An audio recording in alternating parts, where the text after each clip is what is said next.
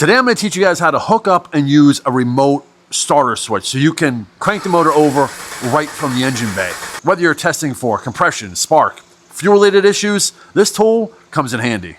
You'll find some variations to this tool. Some are like this with just a simple push button. Others are a pistol grip trigger action, but make no mistake, they both do the same thing. Apart from the different trigger switches, it's going to come with two separate ends, both equipped with these little alligator clips. One end attached to the S terminal on the starter solenoid, which I will show you how to do, and the other end to the positive terminal on your battery. Now, not every starter is designed exactly the same, and I think that's where people get confused as to where to hook this up to your starter. Some use threaded bolts, some use flat metal blades, some even have a third area in where you would attach this. But I think once I show you and you get the general idea of where to connect it, maybe more importantly, where not to connect it, you got this no problem. When you look at your starter, you're going to see some wires running to it. One of them is going to be thicker than the rest and often red. Ignore this one. You want to look for the smaller, thinner wire next to it, which is the S terminal or the start signal switch, and attach your alligator clip directly onto the post or blade or whatever is associated with that wiring. Before I connect this other end to the positive on the battery, pay attention to the order in which I'm setting this up. Now, if I had connected this alligator clip to the battery first, the other end of it would be live. And as I'm maneuvering through trying to get to the starter, this is electrified. I hit any metal along the way, I could have sparks, arcing, or even worse. But because we connected to the starter first, watch this.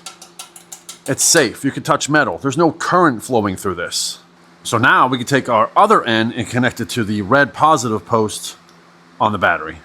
Now, before you go pushing that button, there are a few safety checks that you might want to do.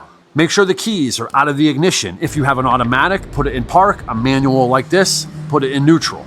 And always make sure the emergency brake is on. You might want to even think about chocking the tires. With everything set up and safe, it's time to either squeeze your trigger or push your button and crank the motor over.